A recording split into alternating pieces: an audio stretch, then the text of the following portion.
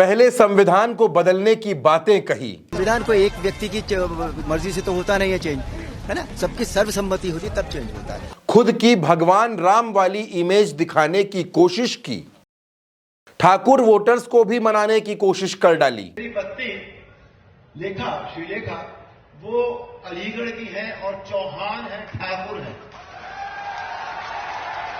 ठाकुर खानदान से है। अब जब मैं घर में व्यस्तता के बाद जब उनको समय नहीं देता हूं तो फिर मुझे ठाकुराइन का रूप देखना पड़ता है। अरुण गोविल ने अपनी आरती भी उतरवा ली। अंदर जाना है मैडम, अंदर जाना। लेकिन दोस्तों, ये सब कुछ करने के बावजूद अरुण गोविल मेरठ में बुरी तरह से फंसे हुए हैं।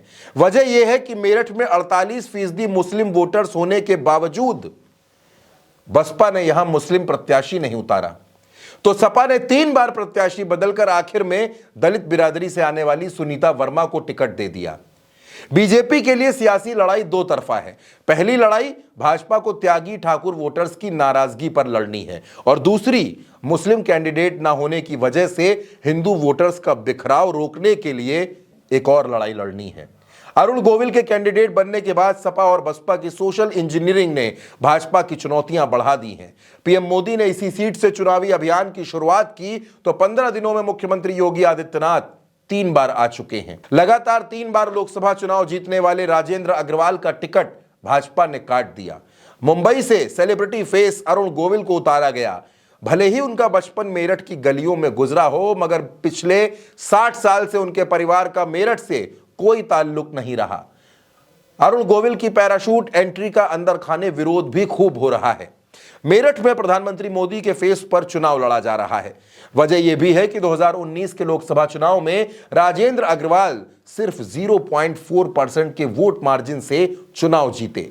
2014 में यही वोट मार्जिन 21% के आसपास था। राजेंद्र अग्रवाल सांसद रहते हुए क्षेत्र में नहीं गए। डेवलपमेंट कम होने से पब्लिक में भयंकर नाराजगी है, इसलिए टिकट भी कट गया। अब बसपा ने पहली बार मुस्लिम नहीं त्यागी कैंडिडेट को टिकट देकर हिंदू कार्ड खेला। सपा ने 3 बार टिकट बदला और आखिरकार दलित को उतारा। मेरठ में अगर बात करें तो 11.18% दलित वोटर्स हैं। मुस्लिम को सपा का कोर वोटर माना जाता है। भाजपा अपने कोर वोटर ठाकुर त्यागी को साधने के लिए राम नाम का सेफ कार्ड खेल रही है। दरअसल राष्ट्रीय स्वयंसेवक संघ यानी आरएसएस ने पश्चिमी उत्तर प्रदेश में 7 सीटों को फंसा हुआ माना। इसमें मेरठ की सीट का भी नाम शामिल है। बीजेपी के इंटरनल सर्वे में सामने आया कि नौकरी, एमएसपी, अग्निवीर जैसे मुद्दे बीजेपी के लिए एंटी इनकम्बेंसी बना रहे हैं।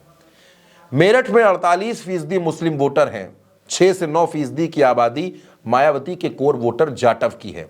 2004 के चुनाव में बसपा दलित, जाटव और मुस्लिम वोटर्स के कॉम्बिनेशन पर चुनाव जीत चुकी है। 2019 के चुनाव में जाटव और मुस्लिम वोटर सपा को ट्रांसफर हो गया। मुस्लिम अब कांग्रेस को भी वोट देने लगा है। त्यागी वोट बसपा को शिफ्ट हो रहा है। राजपूत बीजेपी से नाराज है। इन फैक्टर पर बीजेपी के लिए मेरठ सीट फंसी हुई है। दोस्तों, मेरठ में सपा के 4 विधायक हैं।